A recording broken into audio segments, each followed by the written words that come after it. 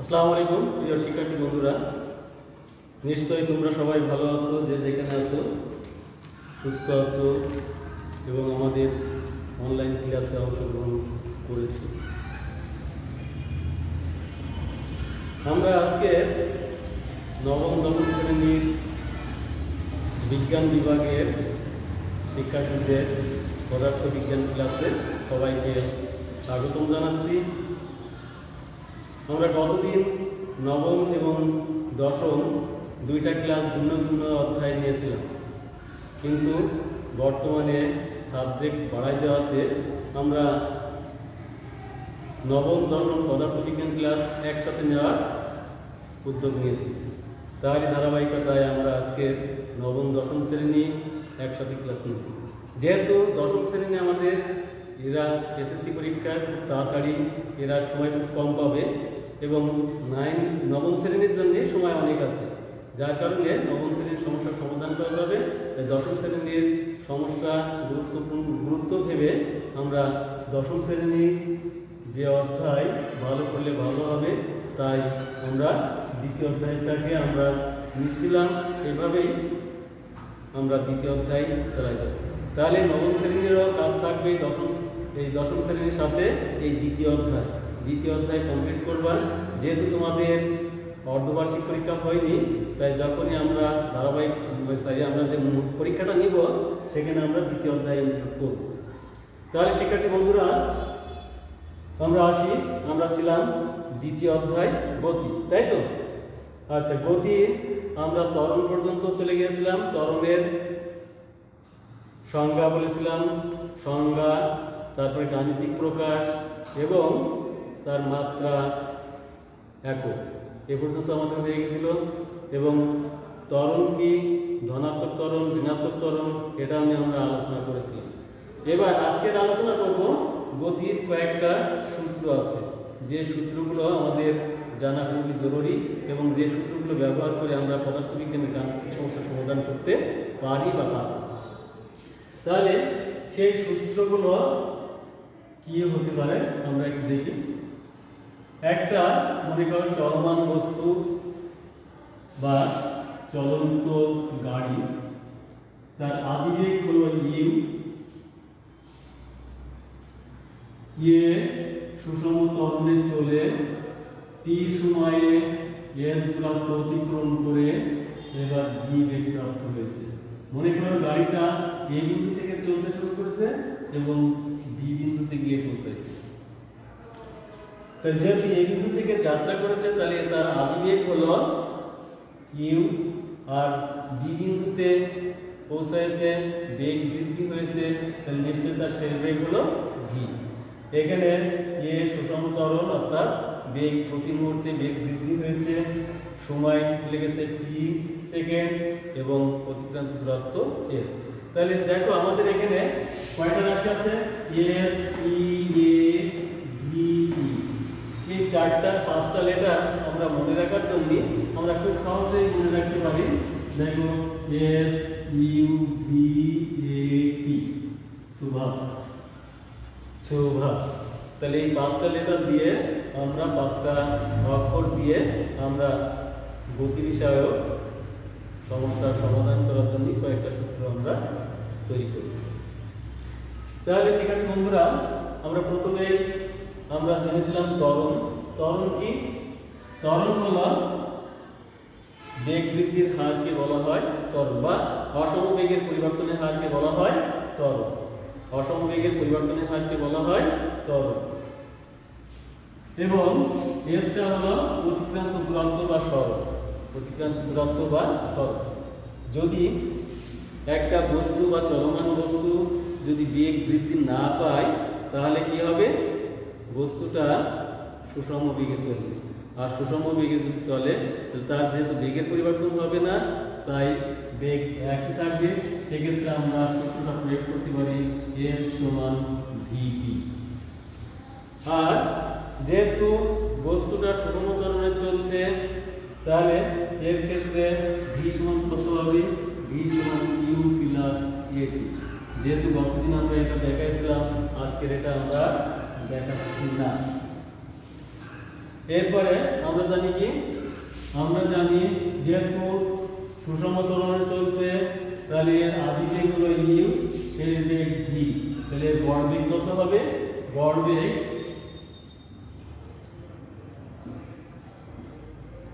আদি বেগ ইউ, শেষ বেগ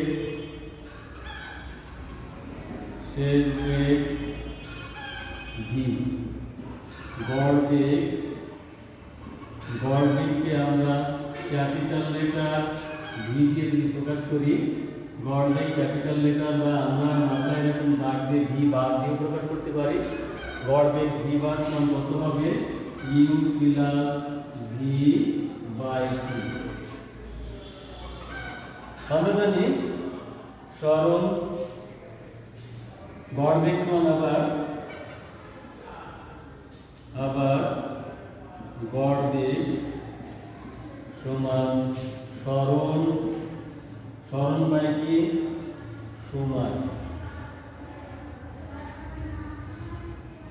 সরণ বাই সময়। তাহলে গড় বেগ কি হলো? U plus v by two, আর সময় কত? সরণ কত? সরণ এস, আর সময় হলো ভি। তাহলে শিক্ষার্থী বন্ধুরা দেখো, আমরা যদি এখান থেকে কোণাকুণি গুণ করি তাহলে অর্থাৎ 2 ইউ প্লাস ভি সমান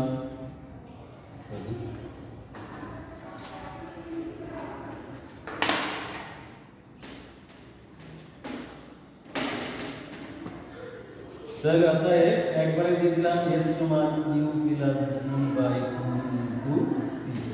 দেখো তাহলে আমরা গতির আরেকটা সূত্র পেয়ে গেলাম। গতদিন শিখেছিলাম ভি সমান ইউ প্লাস এটি, আজকে শিখলাম এস সমান u plus v by 2 into t. S সমান u plus v by 2 into t. এই সূত্র এবং এই সূত্র, এই দুইটা সূত্র থেকে আমরা আরো দুইটা সূত্র তৈরি করতে পারবো।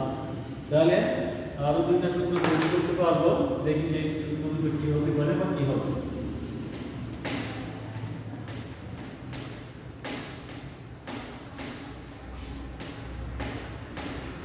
তাহলে শিক্ষার্থী বন্ধুরা দেখো, আমরা পেয়েছিলাম ভি সমান কত? ইউ প্লাস এটি, এটা এক নম্বর দিলাম। আর একটা হলো এস সমান u plus v by 2 into t. এবার দেখো আমরা এটা 2 নম্বর দিলাম। এখন এখান থেকে যদি আমরা ভি এর মান 1 নম্বর থেকে ভি এর মান 2 নম্বরে যদি বসাই তাহলে কি পাবো? তাহলে 1 নম্বর থেকে ভি এর মান 2 নম্বর এ বসাই। তাহলে বসালে কি পাচ্ছি? এস সমান ইউ প্লাস এটি বাই 2 ইনটু টি। তাহলে কত হচ্ছে? 2u প্লাস এটি বাই 2। এখান থেকে আমরা কি করতে পারতেছি? 2u বাই 2 এটি বাই 2 ইনটু টি। তাহলে 2 কেটে গেল, একবারে টিটা গুণ করে দিলাম আর এটি স্কয়ার। তাহলে শিক্ষার্থী বন্ধুরা দেখো, আমরা আরো একটা সূত্র পেয়ে গেলাম, এস সমান ইউটি প্লাস হাফ এটি স্কয়ার। এরপরে আমরা এখান থেকে আমরা আরো একটা সূত্র তৈরি করব। তাহলে শিক্ষার্থী বন্ধুরা এটা নিশ্চয়ই তোমরা করতে পারবে। এরপরে আমরা ওই দুইটা সূত্র থেকে আমরা আরো একটা সূত্র তৈরি করব। সেই সূত্রটা দেখো,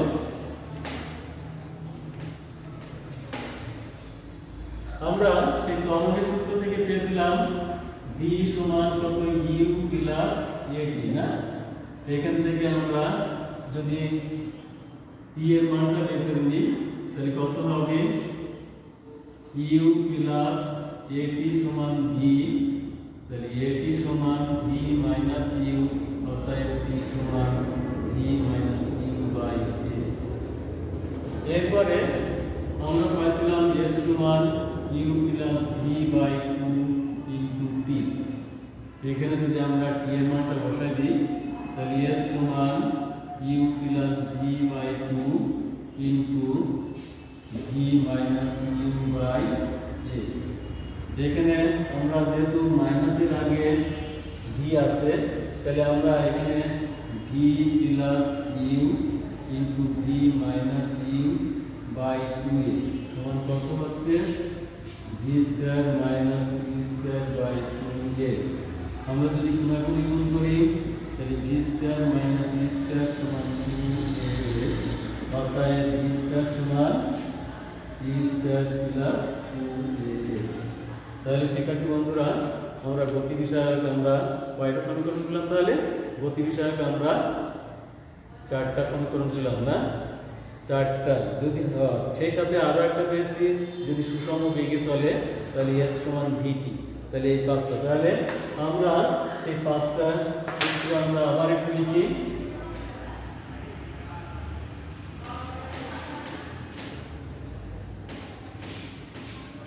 পাঁচটা সূত্র আমরা আবার যদি লিখি, প্রথমে পেয়েছিলাম এস সমান ভি টি, এখানে ভি হলো ভি সুষম বেগ, সুষম বেগ।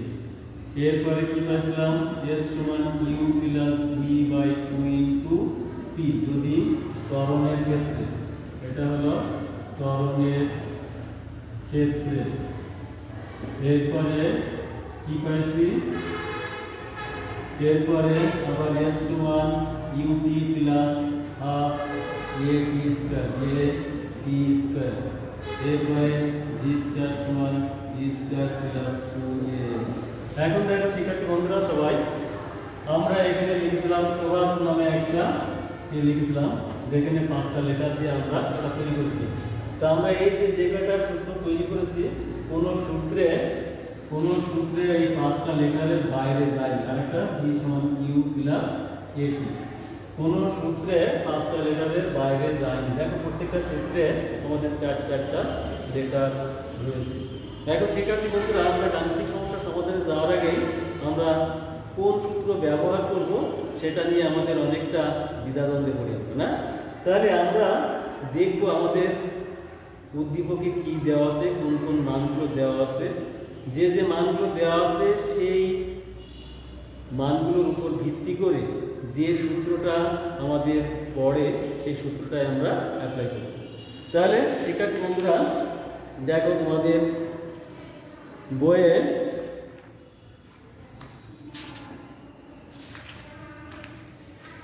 বইয়ে 46 পৃষ্ঠা 46 বের করে সবাই কিছু গাণিতিক সমস্যা আছে, যে সমস্যাগুলো আমরা করব। প্রথমে আছে একটি গাড়ির বেগ 1 মিনিটে স্থির অবস্থান থেকে আমি একটি গাড়ির বেগ 1 মিনিটে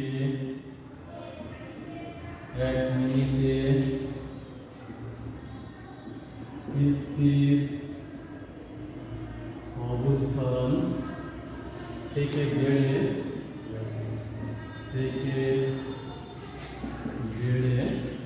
কত 60 কিলোমিটার পার আওয়ার হয়েছে।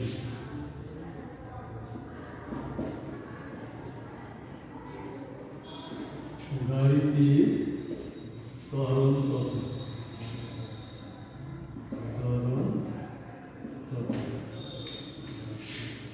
তাহলে দেখো শিক্ষার্থী বন্ধুরা, আমাদের এই যে উদ্দীপকে কি কি দেওয়া আছে সেটা আমাদের আগে হিসাব করতে হবে। তো এখানে 1 মিনিট, তাহলে মিনিটটা হলো টাইম, মিনিটটা কি টাইম, তাহলে দেওয়া আছে আমাদের টাইম দেওয়া আছে। এরপরে হলো স্থির অবস্থান থেকে, তাহলে একটা বস্তু যদি স্থির থাকে তাহলে কি তার বেগ থাকে? না, বেগ থাকে না।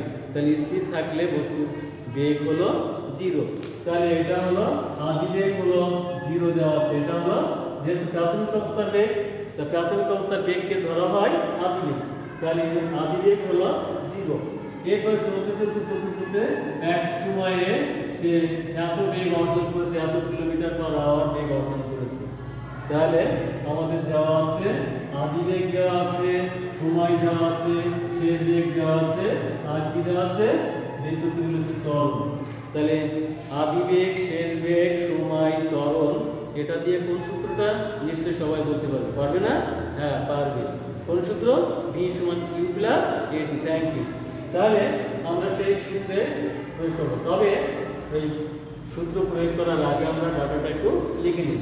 তাহলে আমরা এখানে লিখব, দেওয়া আছে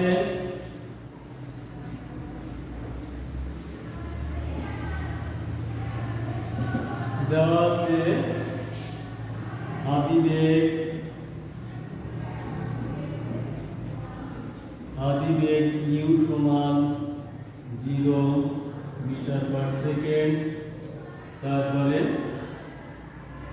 শেষ বেগ v সমান 60 কিলোমিটার পার আওয়ার। তাহলে আমরা এই জিনিসটা মনে রাখবো সবসময় যে আমরা কখনো আওয়ার নিয়েও কাজ করবো না, কিলোমিটার নিয়েও কাজ করবো না। পদার্থবিজ্ঞানে সবসময় আমরা মিটার পার সেকেন্ড নিয়ে কাজ করবো।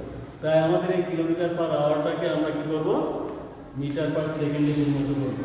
তাহলে কিলোমিটার পার আওয়ারকে যদি আমরা মিটার পার সেকেন্ড করি, তাহলে 60 কিলোমিটারকে মিটার করলাম, 1000 দিয়ে গুণ দিলাম, আর আওয়ারকে সেকেন্ড করলাম 60 গুণ 60, এটা হবে মিটার পার সেকেন্ড। সমান কত? সমান হবে 26.8 মিটার পার সেকেন্ড। তাহলে আমরা পেলাম আদি বেগ, পেলাম শেষ বেগ, পেলাম। এরপরে সময় কত? সময় t সমান বলেছি 1 মিনিট, 1 মিনিট। তাহলে 1 মিনিটকে আমরা কি করব, সেকেন্ড করব। তাহলে 60 সেকেন্ড। ত্বরণ a সমান হবে, তাহলে আমরা কি জানি, ত্বরণ জানি a সমান v minus u by t। তাহলে আমরা এখানে প্রত্যেকটা রাশির মান বসাই দেব। v হলো 26.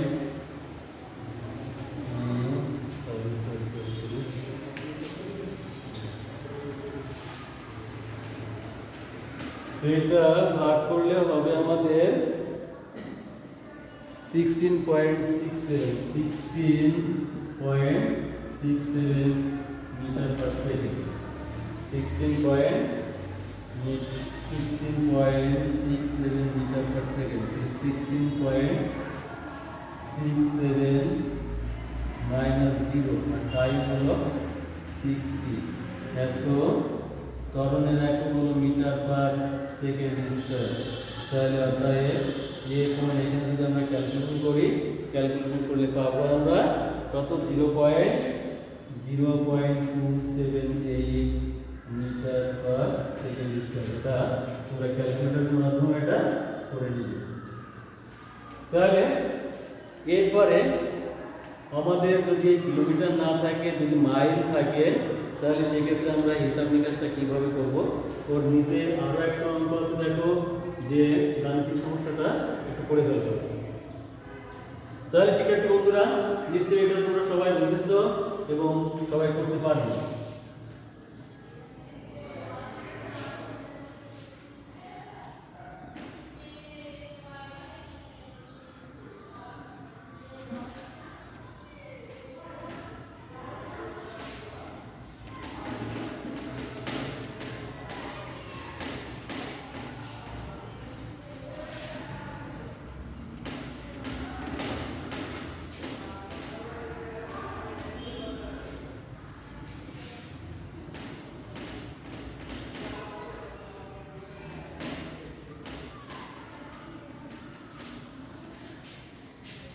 এরপরে একটি গাড়ি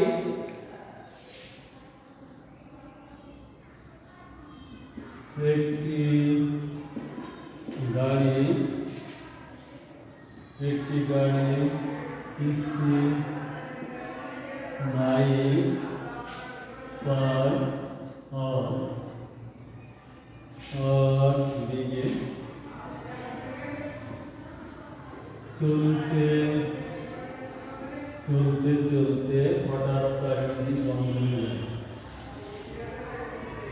হঠাৎ তার ইঞ্জিন বন্ধ হয়ে যায়। তাহলে গাড়িটি থামতে 1 মিনিট সময় লাগে। গাড়িটি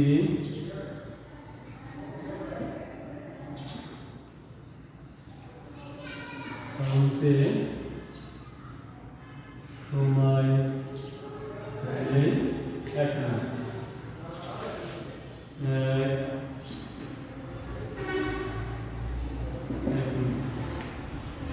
তাহলে গাড়িটির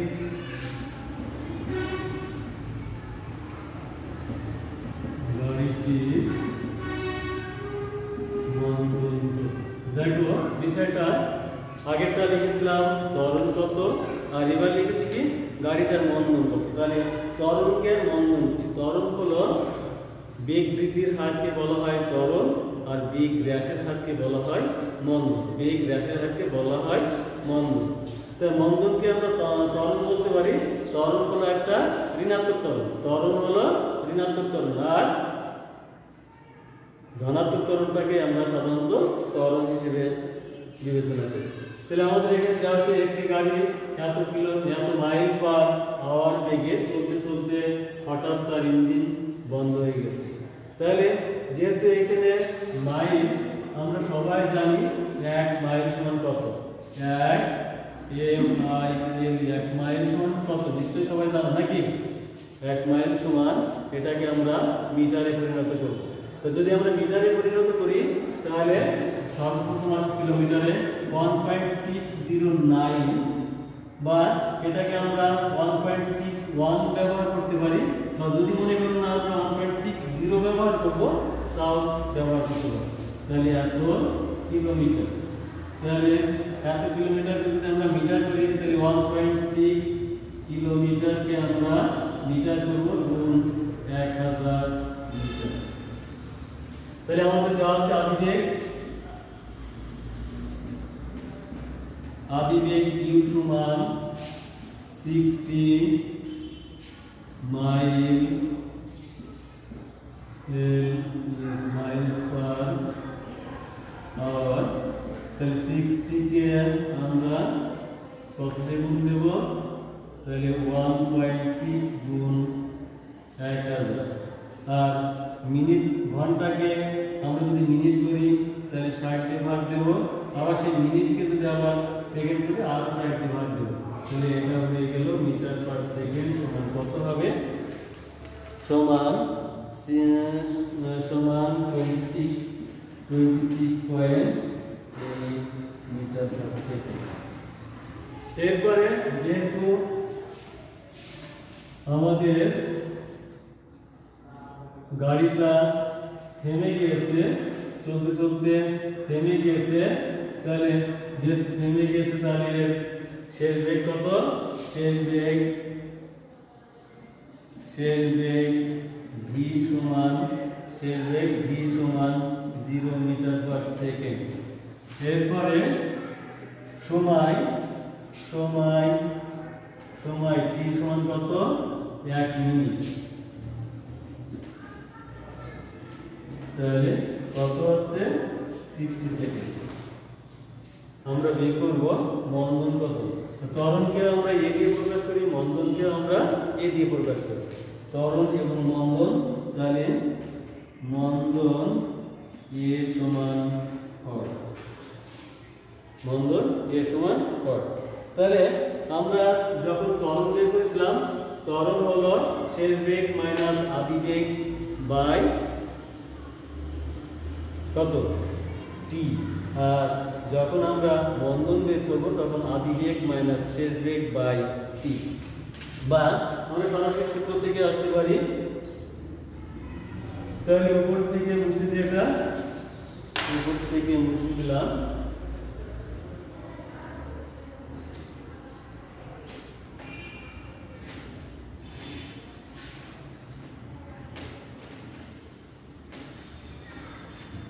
তাহলে আমরা জানি কি? জানি v সমান u মাইনাস at। v বা এটি সমান ইউ মাইনাস ভি বা এ সমান you minus V by T বা এ সমান ইউ এর মান কত, ইউ এর মান হলো 26.8 মাইনাস 0 বাই টি হলো 60 সেকেন্ড। তাহলে এটা আমরা মিটার পার সেকেন্ড স্কয়ার দিলাম। এটা যদি আমরা হিসাব নিকাশ করি তাহলে কি হবে, তাহলে হবে 0.089 মিটার পার সেকেন্ড স্কয়ার।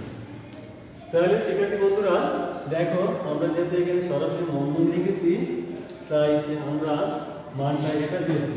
যদি আমরা মন্দন না লিখে যদি ত্বরণ লিখি সেক্ষেত্রে আমাদের সূত্রটা আসতো V minus u by T, তখন আমাদের এর মান হতো কি ঋণাত্মক মান হতো।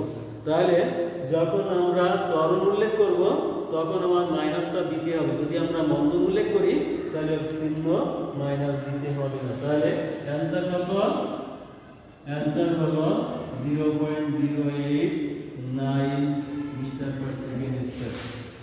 তাহলে শিক্ষার্থী বন্ধুরা আজকে এই পর্যন্তই।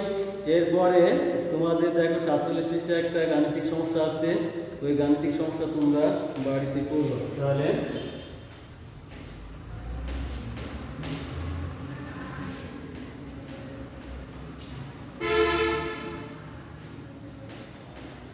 তোমাদের বাড়ির কাজ থাকবে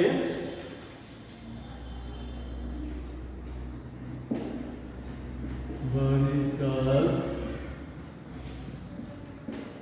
গতি বিষয়ক সূত্রাবলী ও